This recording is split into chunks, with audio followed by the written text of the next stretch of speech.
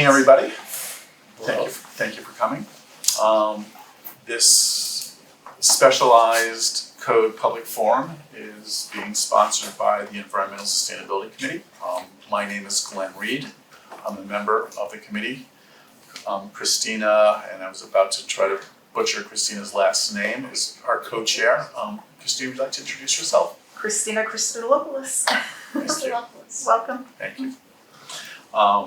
Thank you for everybody for coming.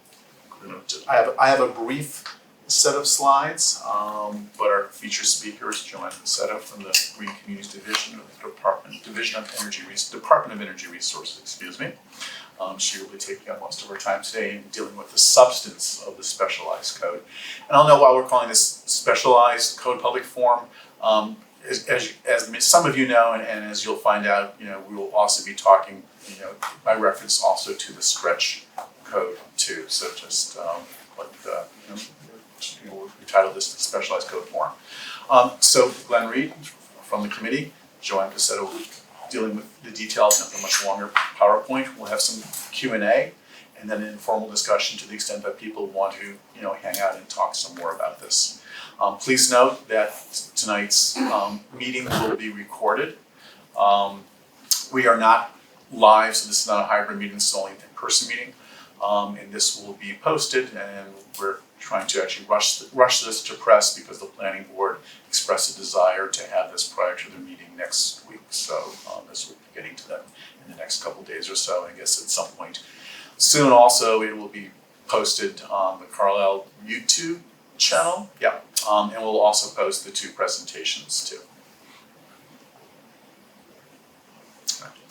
One of the, I'll say, main reasons that we're having this public forum is we want to provide an opportunity to, I'll use the term, educate and discuss the specialized code, because there is a town warrant article number 10, that we will all have the opportunity to vote on at special town meeting on October 16th. This warrant article was placed on town warrant through a citizen's petition.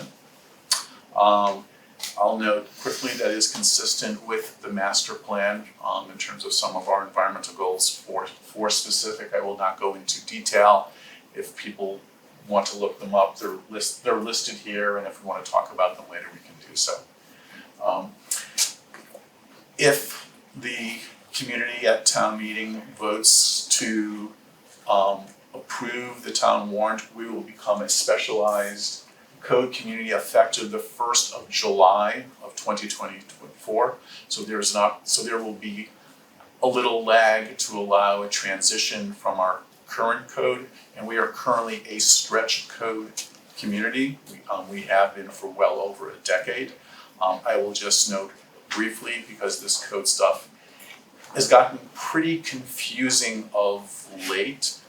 There are 3 flavors of codes. There's a base code, which we don't have to worry about because we are a stretch code community, but we have the opportunity to kind of up our game to the specialized code. And Joanne will talk about what the difference is between the stretch code and the specialized code. And I'll note that those differences narrow significantly the 1st of July of 2024. Okay. If at town meeting we do not pass the warrant article, we remain a stretch code community. And the requirements for the stretch code are still fairly stringent, and they will result in some significant energy savings to the community. And I will note finally that adoption of the specialized code does have the support of the Environmental Sustainability Committee. All right. If adopted, and this is just a little bit of the sausage making process, the appropriate Carlisle bylaw will be amended. We will, by reference to the state regulations, and adopt a specialized code, and that's just part of the quote there. But there are specific regulations that will be adopted by reference, and those will become part and parcel of the energy code for new buildings in Carlisle. Also, as a specialized code community, if there are any subsequent changes to the specialized code, we will automatically adopt those, similar to the way that As a stretch code community, any changes to the stretch code were automatically adopted by Carlisle. All right. So just quickly, don't want to dwell too long on this, but this is some information about construction activity in Carlisle. And you'll notice the bar charts by year separate between 4,000 square feet. 4,000 square feet, as Joanne will get to when she talks about the specialized code, is a cutoff in terms of some of the requirements specific to fossil fuel heated homes. So the distribution of 4,000 square foot homes is important, at least in terms of understanding the relative implications of the specialized code on new homes in Carlisle.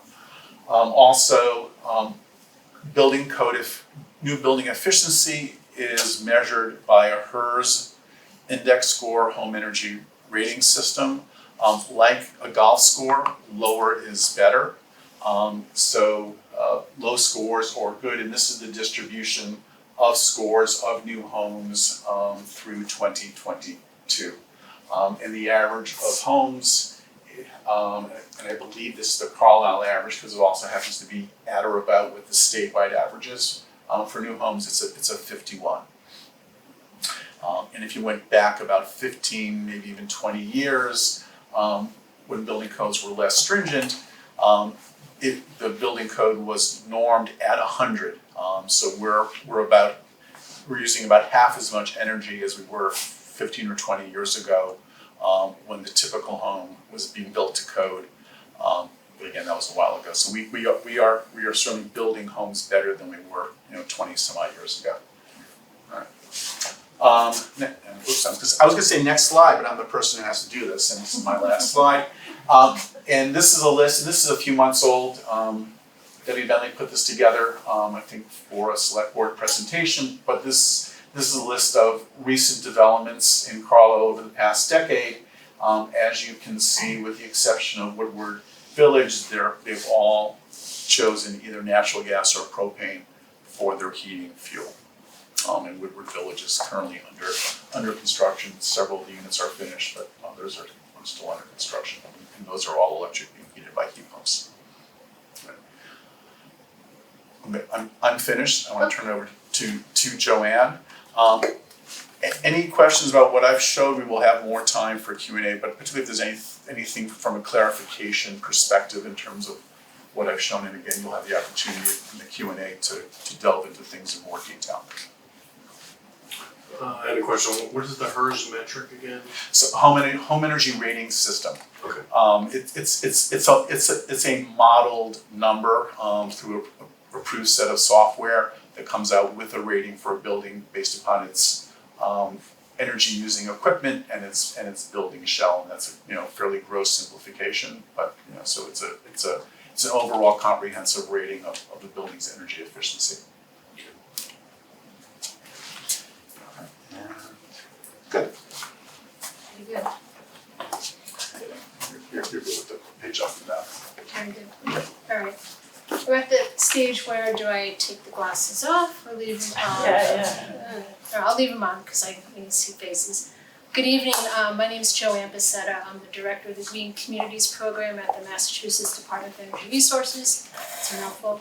I'm here to talk to you about the opt-in specialized code. I'm going to caveat with I'm not a building official or an energy engineer. I'm here to talk about the policy and what the components of this are. And I'm going to start off a little bit about state policy goals and why this is a thing and why we're considering this.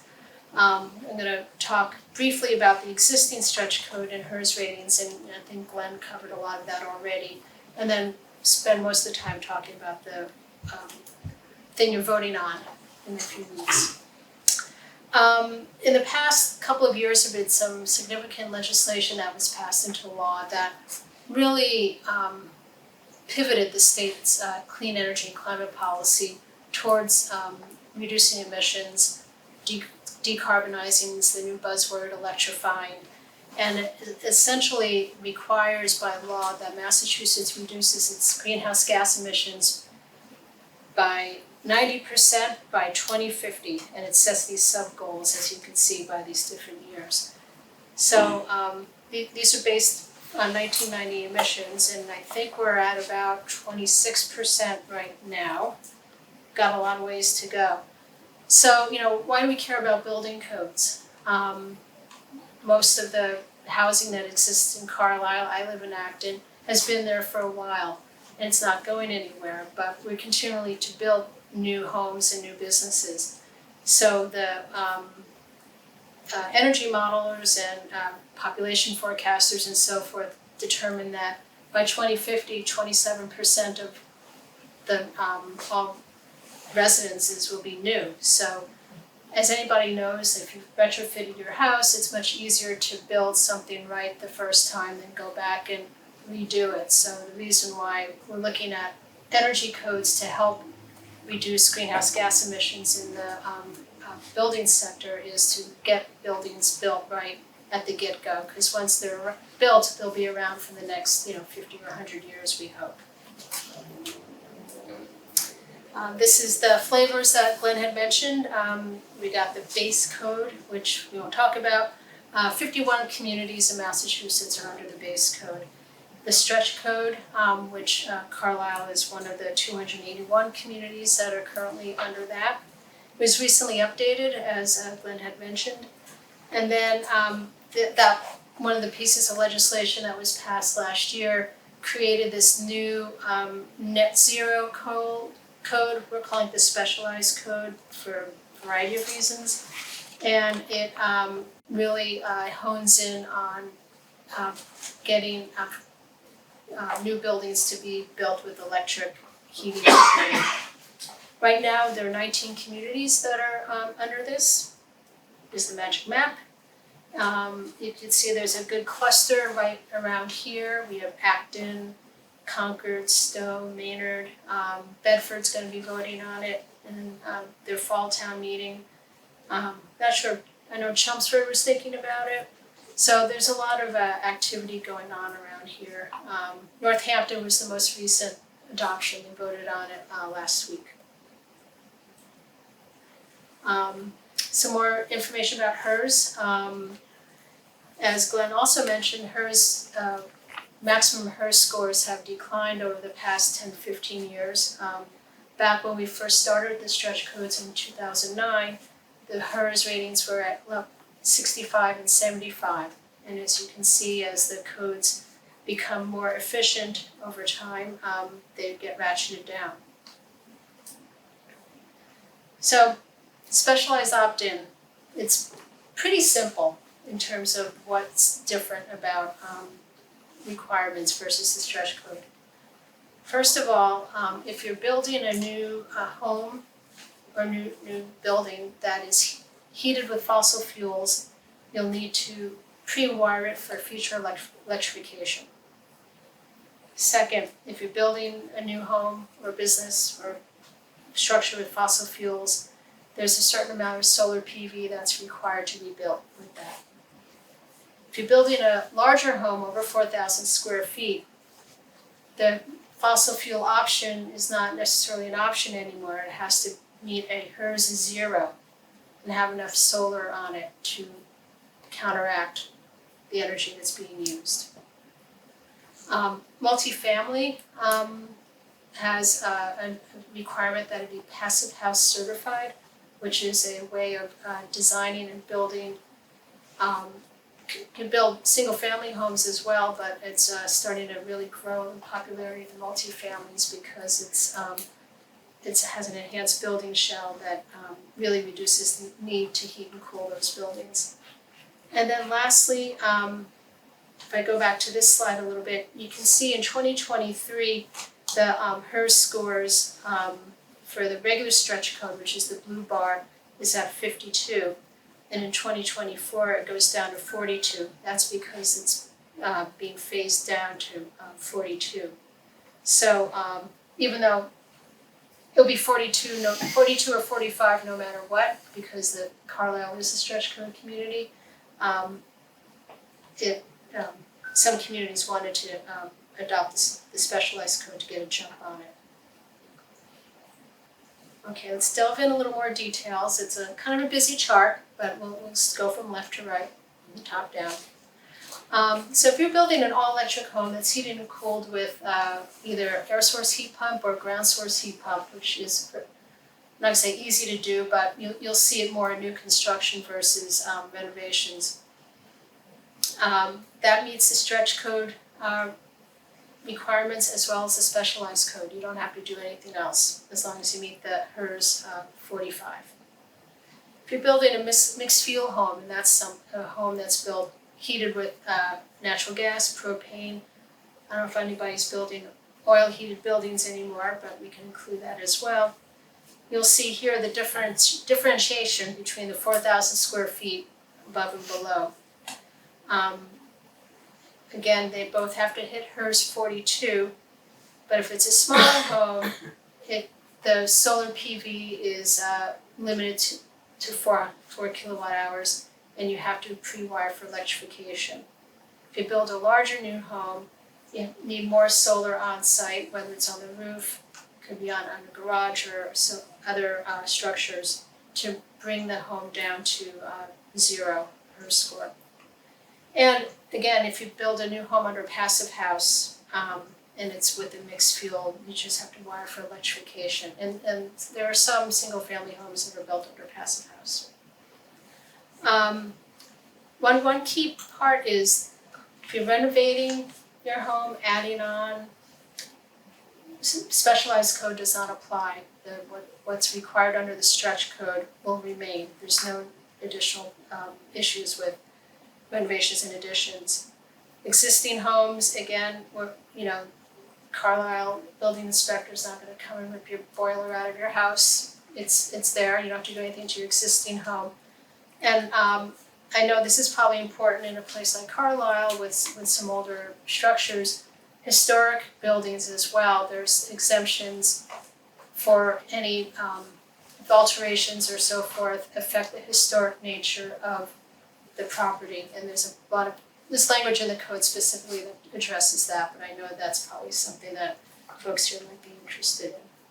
Before I move on, yes? Can you just describe what wiring for electrification means? Sure, great question. So pre-wiring for electrification means that you make sure there's wires going into the kitchen to allow for an electric stove or an induction stove if there's a gas stove there. That means that there's wiring in place for a heat pump or another heating source, and that there's enough service that coming to the house that will feed into that. And my understanding, again, I'm not an electrical engineer, that a 200 amp service is usually sufficient. Same with clothes dryers, gas-fired clothes dryers. Again, there's enough wiring for that. Yes. Can you just explain, is the heat pump something that's above ground? And if so, what about visibility? Sure. So there are two different kinds of heat pumps: a ground source heat pump or geothermal, which pipes deep in the ground and uses the heat from the water to transfer the heat to the air, or in the case of summer, it'll cool it. And air source heat pumps, which are do the same thing with air. And you may see these around town, these compressors that are often on the side of the houses that either feed into a mini split system inside, or like in my house, I have ducts, so it feeds into my air handling system in my basement. And so there'll be, usually there's apparatus outside. If you have geothermal, is that a problem with septic? Keep it away from the septic. I think there's about 100 foot, I used to be a Board of Health member. I think there's 100 foot setback between a septic and any kind of well.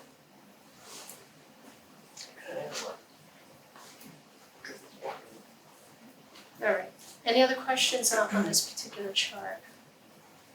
All right. What's not included?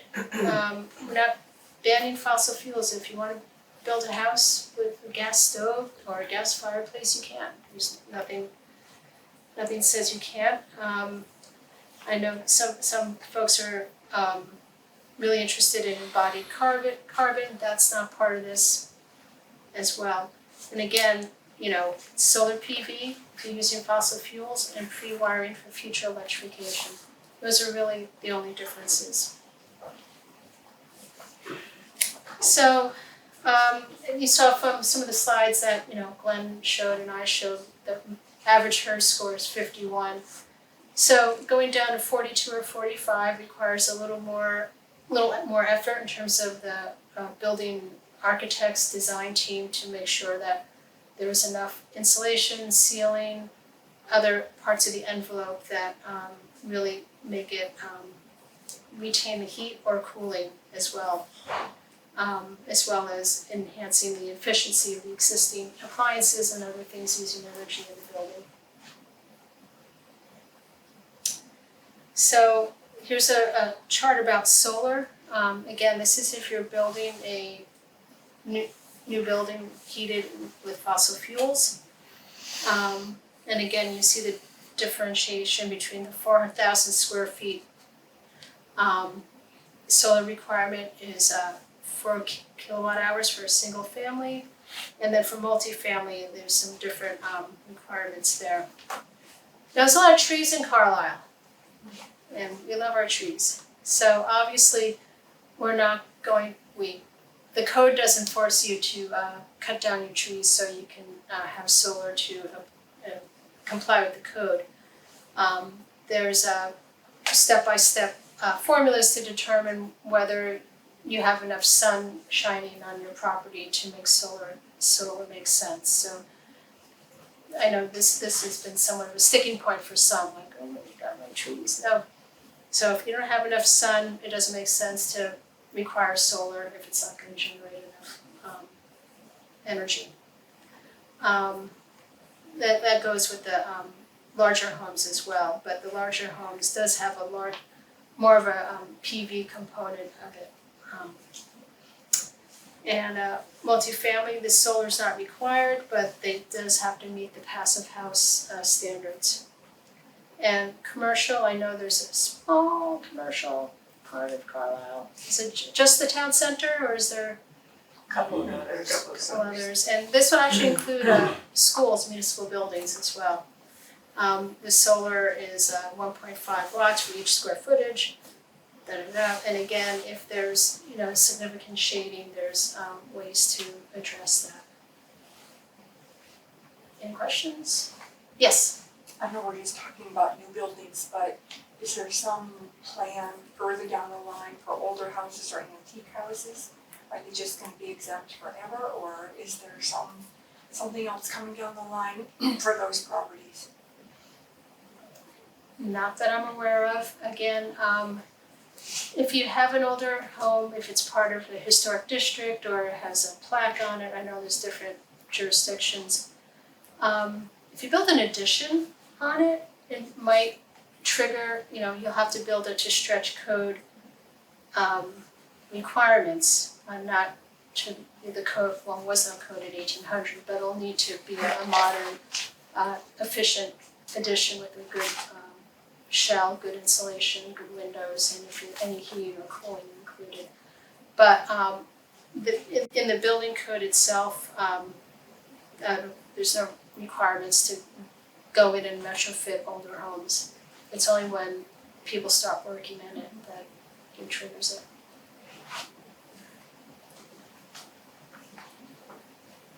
Okay. I'm just going to talk a little bit about commercial. I know it's not going to affect much, but it does affect municipal buildings. First of all, other than the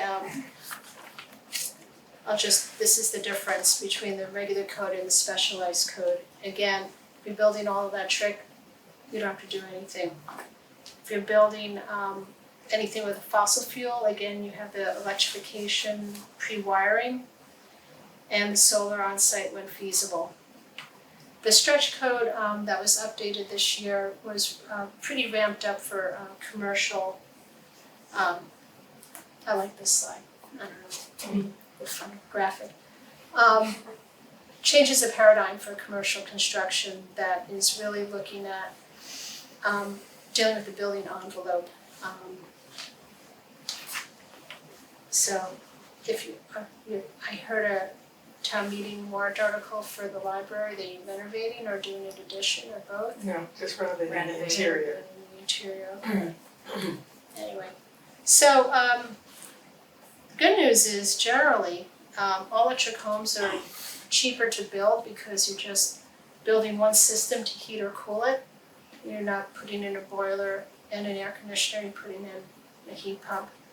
In addition, there's right now a lot of incentives to build these kind of homes through the Mass Save program, as well as the federal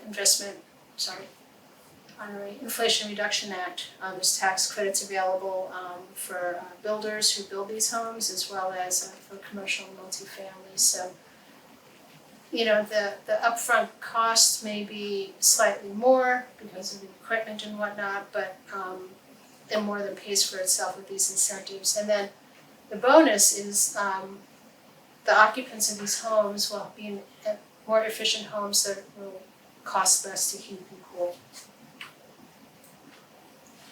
So just doing some FAQs. No, doesn't apply to existing structures. It does not discourage the creation of affordable housing. Again, with the passive house standards, it's creating actually quality housing for all. Yes, you can put in gas cooktops. And, you know, one of the reasons, other than meeting, you know, climate goals, is that with the pre-wiring, you know, you may want your gas cooktop or your gas dryer, but the future owner of your home, 20 or 30 years from now, maybe they don't make them anymore, or maybe they want to electrify it.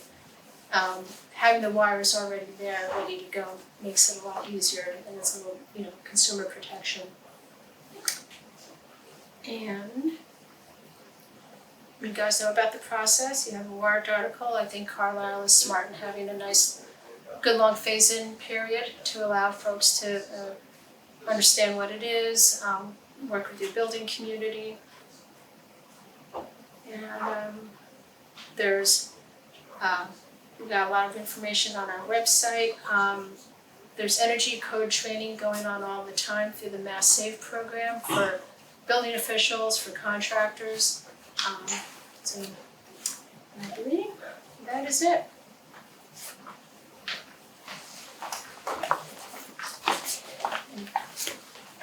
Thank you. Want me to stand here? Yeah. Q&A. So questions about. It's a very exciting topic, I know. On a Wednesday night, building code, who'd have thunk it? Yeah. And the I think the technical guidance manual is like 85 pages. So the devil can be in the details in some of this. So it's a little bit of a challenge to find the right point of communicating what we think you need to know versus having you all snoring about 10 minutes into the presentation. So, but please, if you have technical questions, we will do our best to answer them. If you have process questions.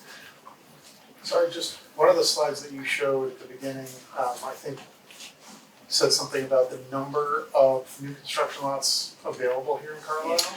Yeah, so Debbie Bentley put that together. I didn't speak to that because in fact I borrowed the slide. I don't know if anybody else wants to speak to that.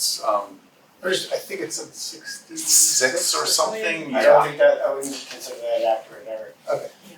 Yeah, and as I also said, it was a few months old, so yeah.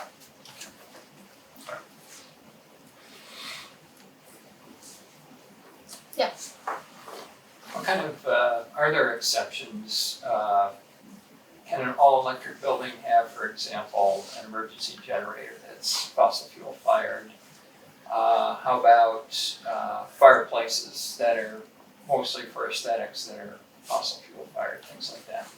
So generators are, if it's with gasoline or diesel versus a gas line. Well, I'm thinking actually probably natural gas or propane. So can I take that one? Yes, because Yeah, cause I Yes. have the fossil fuel free thing in my head.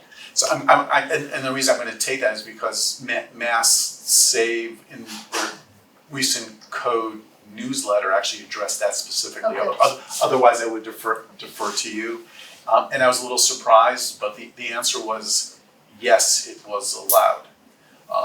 So if you have a natural gas fired backup emergency generator, it doesn't impact your ability to call your home all electric if the rest of the end use is within the home.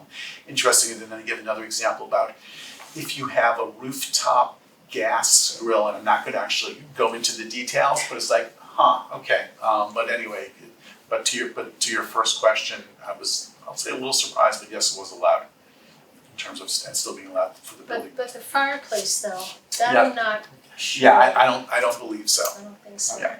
And how about cooking, like commercial cooking, for example, any exceptions there? No? Okay. Well, you can use gas. Right. But you still need to meet all the requirements as a mixed fuel building. Right. Or use an induction stove and Okay, thank you. Well, I'm the building inspector. I have Hi. a bunch of challenges with the electrified building portion of it.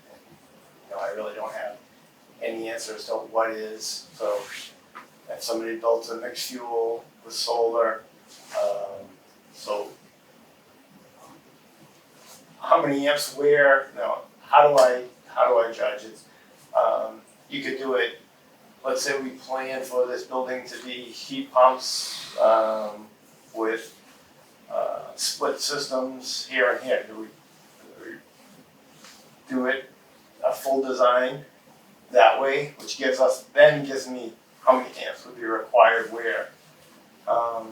Or do I say, well, every building now has to be 400 amps. You can't finish the basement because you need to run wires to these places. It's just the technical part of it, I have no idea how we're gonna do it. The other issue that I have with it is the historic buildings exemption. It says that I can accept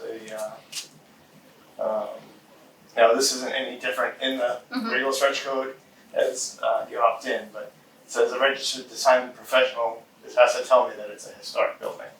And I shared with the sustainability committee that I've had registered design professionals, architects saying, I'm working on a deck house and it's definitely historic because it's a deck house, or a ranch from the 50s because it's definitely historic because they don't build those anymore.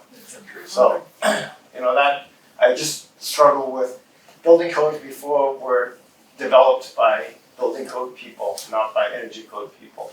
So there's a lot of gray that I need to have a line, it's yes or no, black or white with the building code. No, this. Well, yeah, So you're right. that's just Yeah. so Yeah, that's the language. obviously I will do my, if the town decides to adopt this, I will do my best and be consistent at the minimum I have to be consistent. But I just don't know how it looks. I just want to say one more thing about 200 amps. Absolutely no way, because right now we have these houses coming through that are adding electric car chargers and having to go to 400 amps, which is that's already built into this code, Yep. into the stretch code. Yep. So 200 amp service, no way. That's right, because it's make them big out here. So even in a 200 square foot house, even in some of Woodward villages, 200 amp doesn't cut it. So I'll try to follow up, I think your first question about the sizing of the panel. Yeah. Because as you said, well, they're not putting it in, how far down the road in terms of, sizing the system which is not going to get put in, do you need to go in order to determine the appropriate amperage? So let me see if I can do some follow-up on that. I just would love to see it in the code. Okay. Just not pre-wire, and what is pre-wire? It's gonna be different in Carlisle than in Acton. than in, wherever. And the stretch code doesn't outline that, where it's. I haven't found it anywhere. Yeah. I've poured The through everything on technical the guidance DOR. should have, I've asked Yeah, Ian Finlayson, I've asked Bill Footer, Mhm. and I haven't gotten any responses. It's easy for like dryers, stoves, things Yeah, where we yeah, a have. lot of builders do that now. Right, Mhm. but to your point, like when we don't know what the type of system might be in the future, Yeah. where it would be located. Right, is it mini What is- splits, is it a ducted system, is it Right. geothermal? Right. Yes. Yeah, no, that's a good question. And Brian, just to your question, this stretch code doesn't require pre-wiring, so it's The existing So- stretch code, okay. Yeah. or our new stretch code. Even the new stretch Because code. Yeah. because and to the point that Joanne was making, the main differences between our stretch code, particularly as of the 1st of July next year, when these HERS numbers become the same, it's the pre-wiring and the requirements for solar. The requirements for solar vary based upon that 4,000 square foot difference. So those are really the two differences. So to John's point, John would like greater clarity on the pre-wiring.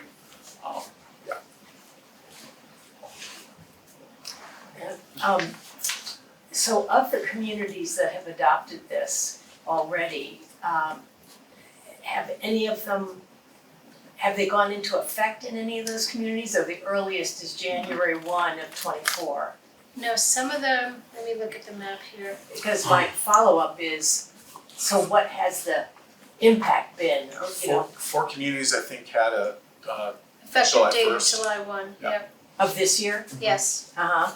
And is there any feedback or the builder, any impact on fewer buildings, fewer homes going under construction, or builders, Not that I'm aware of, no, and, it's Brookline, Cambridge, Somerville, and Watertown.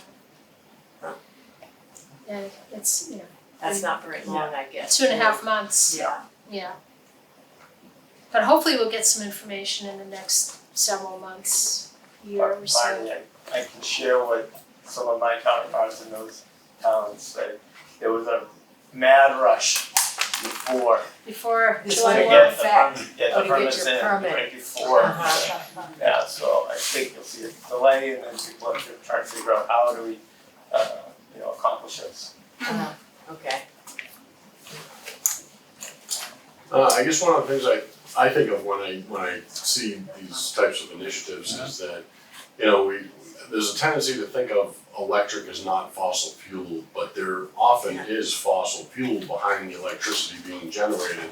I didn't see anything, regarding, I know there's incentives to go with the sustainable, but there's no requirement that people go with sustainable electric No.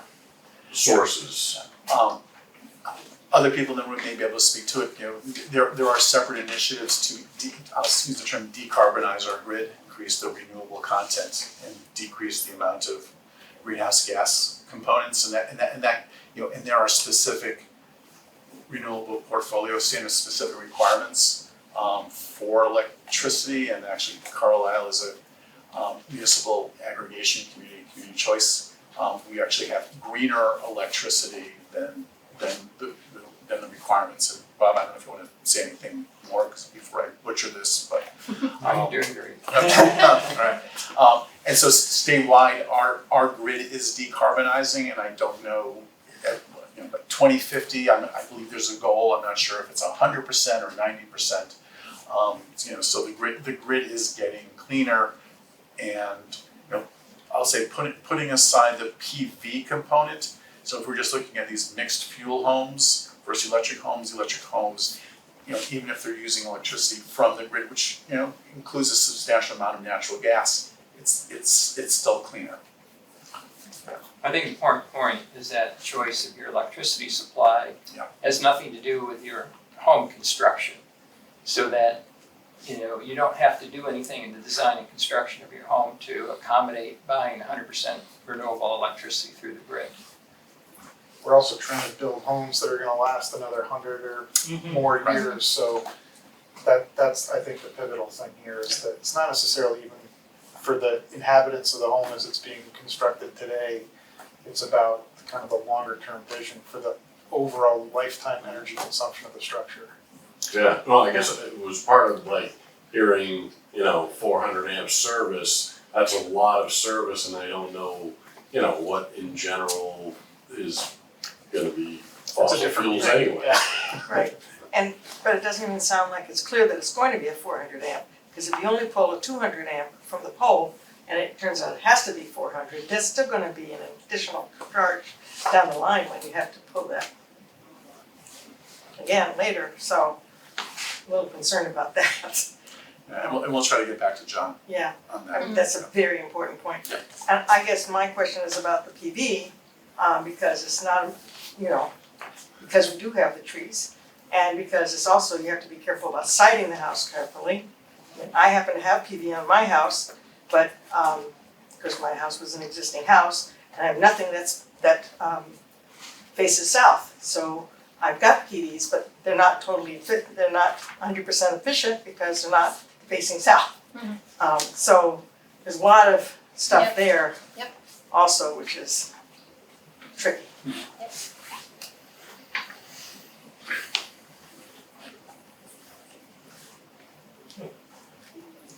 I think the only other thing I'd add is that you mentioned that it, on one of your slides, that it's not more expensive to build to meet the new With the code. incentives, yeah. I respectfully disagree with that. I mean, the incentives total at most 50 grand. And that's not what, I'm a builder, that's not what we're seeing for actual costs. I mean, you could spend easily another 25,000 just on the electrification, pre-wire. Well, I So- think if you're building an all-electric home, the pre-wiring, yeah, I can see that being more expensive. So let me ask from your experience, so you, for the specialized code, you take an all-electric home and you take a fossil fuel home, which has the PV requirements and the pre-electrification. Electric home is gonna be cheaper. I think that's the point where, I guess I was interpreting that as cheaper than what we're building now. well, I mean, certainly with the new, go ahead, I'm sorry. No, Yeah. I mean, there's a lot more resources that go into the envelope. Yeah. Right. The single Yeah. biggest impact on the HERS rating is the blower door test. Mhm. And it's the first time in my knowledge that the building code has a quantitative measurement. Before it's always been kind of prescriptive, and an architect and a builder can say, okay, we're gonna put this much insulation in, whatever, but there's been no quantitative assessment after the house is built to kind of assess whether or not that structure was built effectively with all the components that were specified in it. And so I think it's putting a lot more, it's a new era It gives for home construction. builders more choice versus having the checklist, you can, It does on paper, but Yeah. I'm just saying in reality, and I think it's a good thing in Mhm. general, but I think it's a new world for builders who have been doing things one way for a long time and haven't been effectively testing the performance of the structure. They've been relying on a prescriptive checklist. So it's anyway. yeah, no, I agree. And so how would that test then get done? Would it, an independent HERS entity? rating. HERS rater, yeah. Yeah, So that's okay. another, that's gonna be charged. That's done now. So Yeah, that's it's part, done. that's Oh, it is. It's part of the stretch the- code. That's the Yeah. stretch code It's itself? like 2,500 to 3,000 per house-ish. So What, it's the not- cost of having that done? Well, having the initial Modeling. assessment and modeling done, and then afterwards the testing done to verify the performance of the structure. So, Eric, to your point about the cost, MIT and Wentworth did a joint study on that. And, yeah, it's not a wash, but No. it's, it's not, it's incredibly significant in the price of a new home. Right. But it may be, if you're just comparing all electric versus a mixed fuel. Depends upon what you're comparing. Right. Right, Yeah. yeah. Yep. You know, certainly it's going to be more expensive than what we had been building to the prior code because we've tightened, I'll say we've tightened the screws a little bit in terms of the HERS ratings. So I have a question about the rebates as well, especially for municipal. How does the municipal, are they eligible? I bet Oh, you're not, absolutely. because. Cities and towns? You mean the Concords Yeah. and the Belmonts of the world, or I'm not sure what you mean by Well, municipal? okay, and the reason that we don't own our solar panels is because the municipality could not get any tax She lives in incentives Concord. back, right? No, wait, no. Do you live in Carlisle? We live in Carlisle, yes. Alright, no, so, I'm talking about the municipality, not individuals in the town, I'm talking about Municipal buildings. so municipal buildings Okay, are thank do they, eligible for incentives, Are they in? absolutely, absolutely. so okay. And is that a new thing? So That- we're is that- talking about the building, we're talking about the PV. Well, So I can't speak to the PV, but I know through Mass Save, because I've been involved in that world. Okay. There have been long-standing incentives for new construction programs through the Mass Save program for both residential homes, which is what we focused on because, that's the primary area of interest for most Carlisle residents, but also for municipal buildings and commercial buildings, there are incentives also. There are, okay.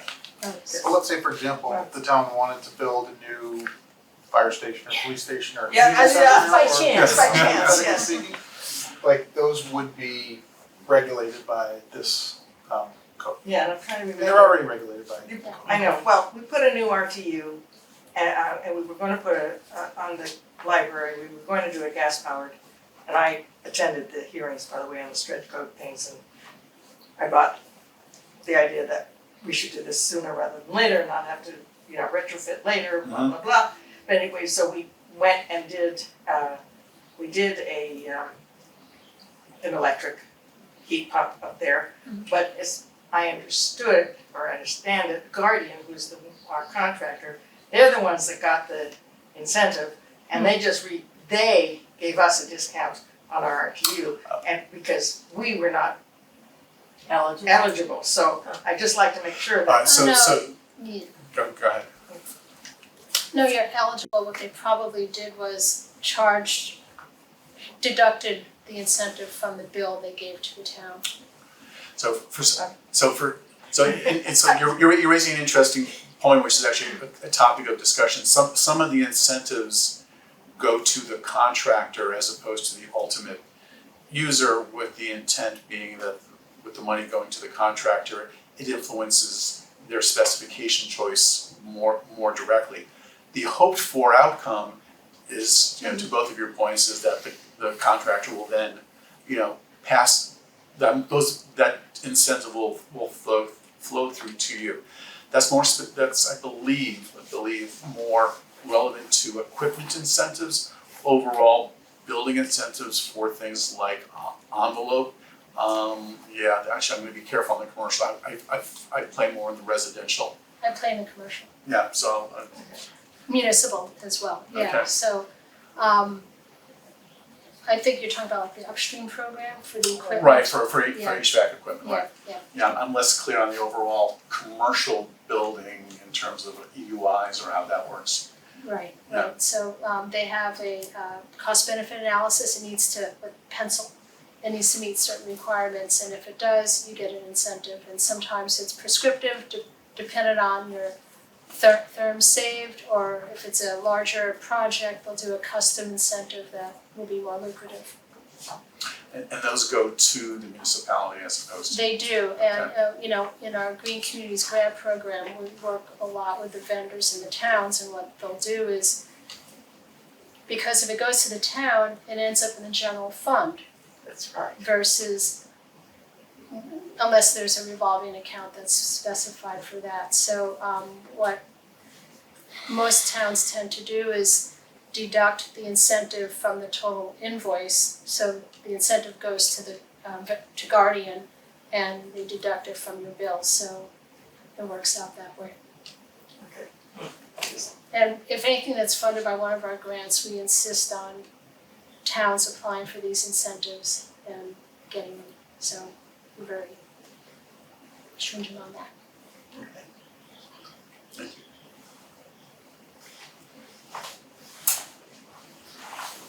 How does it work with the accessory apartment units or accessory apartments? I apologize, I don't know what the present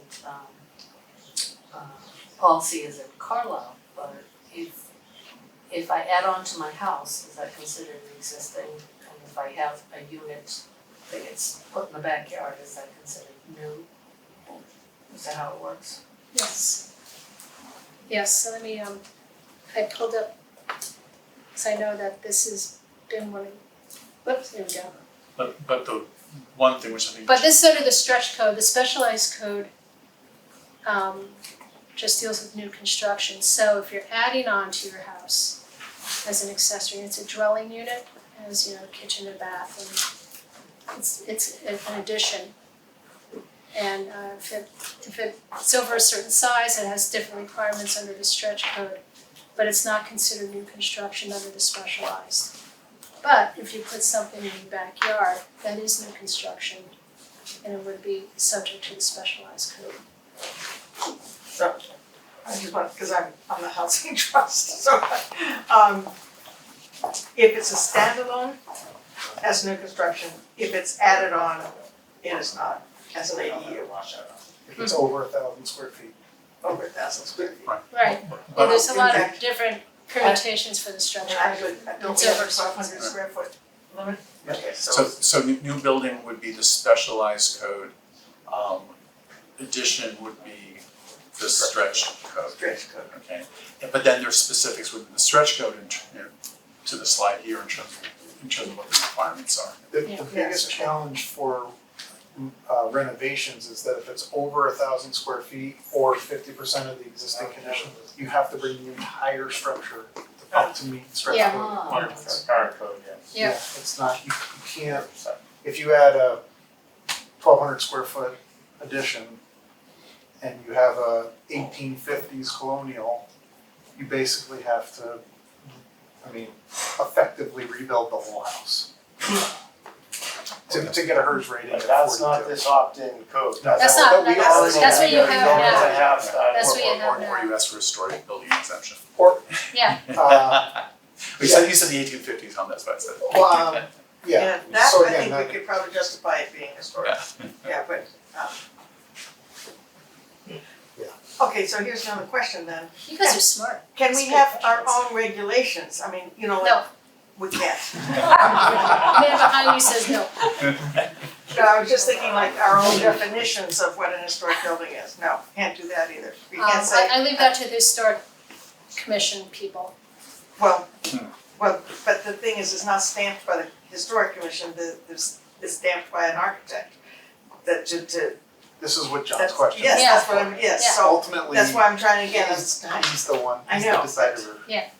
How do you like that, John? Yeah, I know. But I guess, can you tell John what to do? I don't know. No, I mean, the thing is that if it's, it's like, I'm thinking like Board of Health have more stringent things in our town than there is in the code, so I'm asking, can we pass a bylaw that says, but an historic, and this would be maybe less stringent, I don't know, but a historic building is, under this code, is defined as something, pre-1900 or, and so a 1950 mid-century modern is not covered. I think, I would guess as a town, we could work with John to help define Yes. those parameters, because they are, They're it big, sounds like they're intentionally vague they're from big. the DOER. To Do you give, think that's the Well, case? They're We intentionally. we didn't write the historic exemption, that's been in the code for a while. Oh, that We was- just took what was there and it carries over. Huh. I know, I don't know if Carlisle has this, but I found out I was in a home that had architectural attributes when I wanted to remove a chimney. It like triggered a whole thing, and it's just an old house, it's nothing special. We had to go through this thing because we have a new building inspector who I guess complies with the bylaw. blah, blah, and historic commission, anyway, long story, but I think we have an yeah, interesting. I don't know, I think that's an interesting idea though. Because our historic commission only governs a very small number of properties in town. And certainly, there's way more number of properties that are historic that aren't in the historic Yes, district. right. And I'm not trying to, I would like to protect those, Yeah. but I don't know that I wanna protect necessarily the 1950s. Well, There- Or We do have the inventory of historic structures, which That's what I was on. I was thinking would be the baseline. would be my way to say that you have to be on the inventory of historic structures, but Right. I don't even know who created it, it's pretty comprehensive, but Is it Fire a- consultant, Is that's a Carlisle inventory? yes, It's- just Carlisle. Just Carlisle. It has some, the like historic commission. the Yeah. stone tower on the top across the street is on that list. And Oh, the garage although across it's the actually street. not historic, that's that? still. Do you know how many structures, roughly? I don't, there's actually a GIS layer too, that I can That's share with you guys. So is the DOER planning or trying to provide information, education to builders, to building inspectors, to understand, work through, how to implement this? Yep, we are, but mostly it's going through the Mass Save program, so Bill Footer, for instance, they've been running, if you go to that website, a lot of these are webinars, so anybody can sit in on them. Some of them are very specific, I think there's some this week or next week on air barriers and things like that, and then others are more like general overview of the stretch code, and they run pretty frequently. And I know that they have the webinars, but they also come out and do live trainings as well. And I know they did one the other day in Salem to like 20 or 30 building officials and others, so. And it's been, I'm gonna be honest, the rollout of this has been clunky. The regulations were adopted like right before Christmas to become effective on January 1. So I apologize, it wasn't us, but and I got to this, see it on December 30th. yeah, it came out the 23rd or something, and the training wasn't in place like it should have been. So we've had a bumpy 9 months or so, we're trying to get through it, and we hear a lot from code officials, and I totally understand, because I come to meetings like this and hear about it. And I think the more training that goes on, and the more, hopefully when the technical guidance gets revised and clarified, I know there's a lot of consternation about the alterations and additions and what's a level 3 and is it a basement or, so hopefully some of that gets clarified.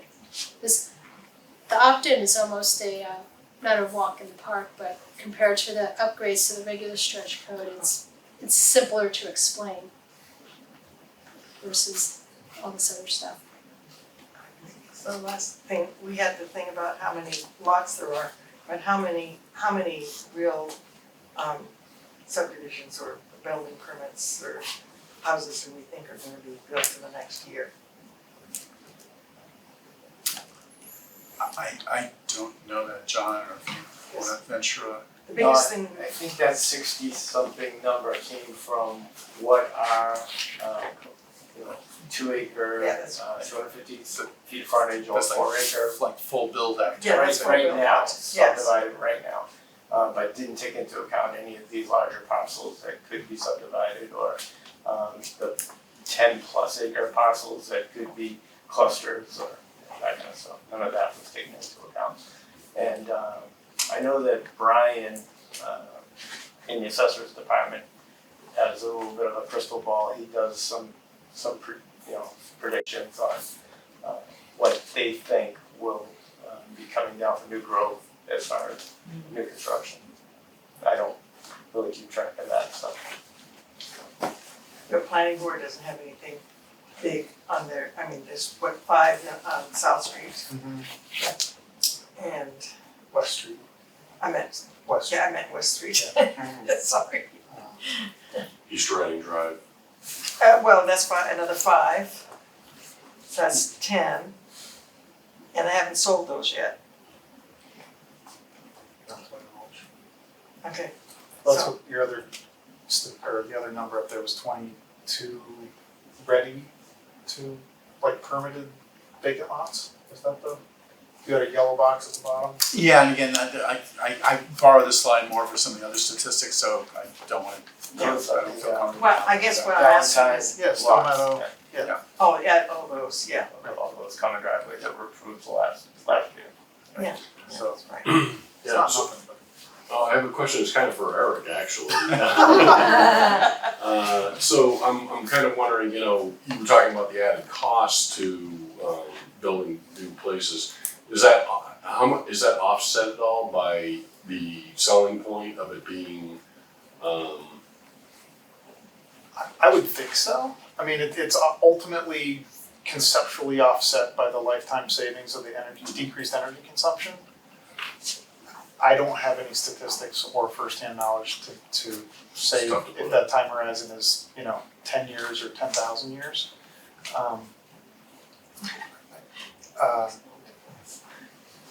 Building material costs themselves have gone up since pre-COVID, easily 25 to 40%.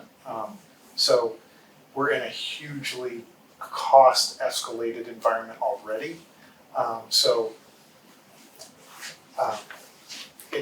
And it very much depends on the geometry of the house. And I was at a panel discussion a couple weeks ago with a HERS rater, which was fascinating and informative. Essentially, the simpler the geometry, the less windows you have, the easier it is to get a lower HERS rating less expensively. A lot of our clients are still wanting to do the same things that they've always done. And there's a premium associated with that. Before this stretch code went into effect, and so it's all additive, I guess. That's not really answering your question, but you do see that like it might have some. I think it will, because I think ultimately it's gonna be the standard for everyone, right? So it should be kind of democratized in a way. So we might see just a frame shift in what the floor of typical new construction homes are. Now, do you think it would, maybe, does it favor either, bigger or smaller houses? Does it make one or the other more desirable? I don't have a data set. I mean, I think there's a point where scale actually helps you. We did kind of a test case in Acton a couple of years ago. We built a passive house, and our client there, it was right around 2,000 square feet, so it was not a big house, and it was very simple geometry, triple pane windows, all electric, and it was a more intense and expensive build than a similar sized house of traditional means and methods by probably 25%. So that's kind of the only data point that we have in this. But the passive standard is actually much higher than the stretch code standard. But the heating and cooling costs are probably, With none, I mean, he produces more energy than he consumes, which is cool. it's below net zero, It's carbon negative, positive. positive. I don't know. It's good, it's good, it's really good. Net zero. That's neutral. Yeah. I'm not sure if you touched on this, because there's so much information, but is there a direct, tax incentive from the state or the federal to do this? Yes. We'll talk about that when we're done. Yeah, Oh, there it is. right. So this is for new construction. There are tax incentives for, when you make your house more energy efficient, for the state and feds, but this is strictly for new construction. So would you get both the state and the federal? Would Get you- it all, stack it up. Oh yeah. regardless of income. You have to have a tax liability, I would imagine, to get a tax credit. Yeah. I'm not sure what the income, I know I was able to get a tax credit on my heat pump from last year. I don't know if it ends at a certain time or not, but I qualify. But I don't think there is an income, well, I shouldn't say that, because I don't know.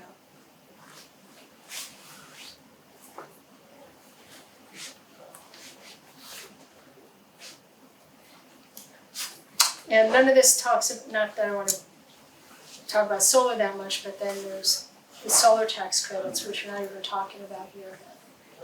So generally, those tax credits reduce the cost of solar by about 30%. And can you stack the new construction with the heat pump credits? The new construction through Mass Save, Or and then not the heat pump federal, you can stack those two.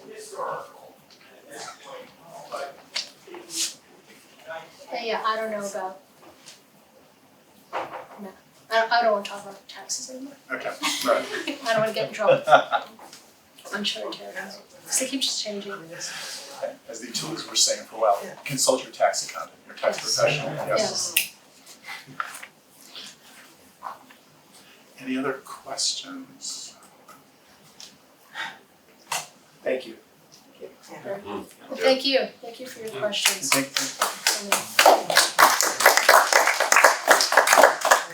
Thank you, Joanne. Oh, absolutely, this is great.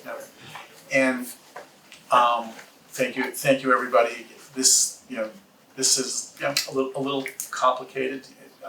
We're hoping that people give it serious consideration when they go to town meeting on October 16th. I'm trying to think. Christine, is there any way if there are additional questions who they could send them to, or do we? They can send them to us, I guess, to ESC, Okay, and that email should be on the town website. okay. If it doesn't pass town meeting, is it likely to come up again in another year? They can maybe take another stab at it? I will defer to the individuals who are responsible for the initial citizens petition as to their interest and willingness to go at it again. But I don't believe there's any prohibition for the town of Warren to continue to, show up at successive town meetings. Are you putting this on your website, or how will this? It's, the raw footage is gonna go up on the town YouTube station, in time for the planning board meeting, and then a more polished version will be uploaded later. What's your town meeting communication? No, it's- You have a communications plan to educate other people for town meeting? Our understanding is, at least in terms of town meeting, that the individuals who are responsible for the citizens petition have the opportunity to do a presentation. We can speak afterwards in terms of the committee's actual position, but my understanding is, we are not in a position to do a presentation. We will continue to make our resources known, through our meetings, through City in the Woods, Kate, do you know, are the petitioners planning on a presentation? I haven't been told one I way or would think another. so. Yeah, but that's like 6 minutes, right? 8. 8 minutes, Yeah. oh, well, so. And then- I mean, it's I complicated. mean, I hope they do, they certainly didn't make the presentation Yeah. at our meeting. Right. So I have no idea what their presentation would look like. I think the biggest challenge is that we already have the stretch code. Most people don't understand it, including people, there's so much You don't even nuance. understand the stretch code, let alone the specialized. And the differences that the specialized stretch code would make to this existing stretch code are also nuanced. And so we have to have conversations like this just to understand where we are today Right. before we can understand what the changes proposed changes would be. And so you get into the conversation. And the HERS will not even be a difference anymore after a while, so the only difference will be the, as far as I understand, pre-electrification, pre-wiring, And the PV, assuming there's And- not a and shading the PV. prohibition. So, what which I is think- difficult. Yeah, so what, Carlisle. but what I think there's kind of like, I won't say a hidden policy context, but by having those additional requirements in the specialized code for mixed fuel or fossil fuel heated homes, I believe that the intent was to, whether you call it carrots or sticks, to move an increasing percentage of new homes in the state to be all electric. I know in the advocate community, people were disappointed that the new code wasn't just all electric.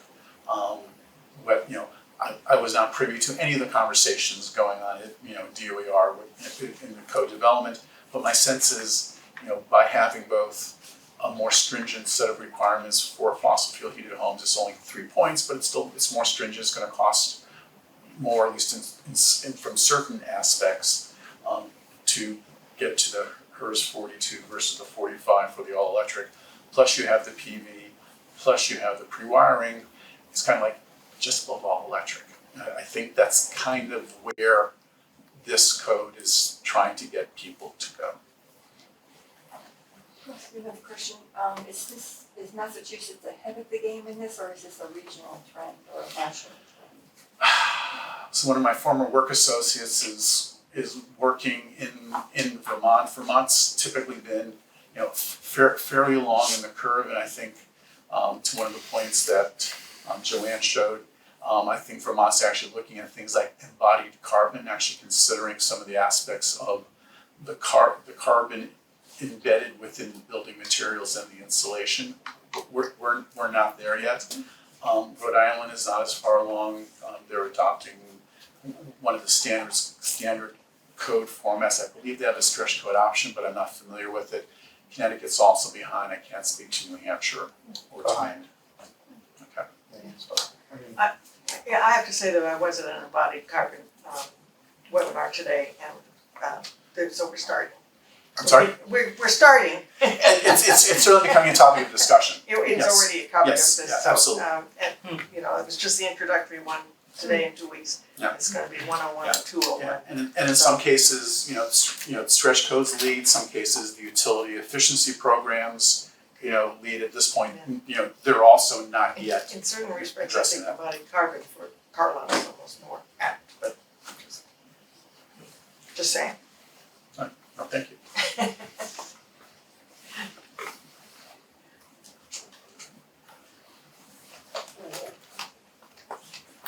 Thank you again. Thank you.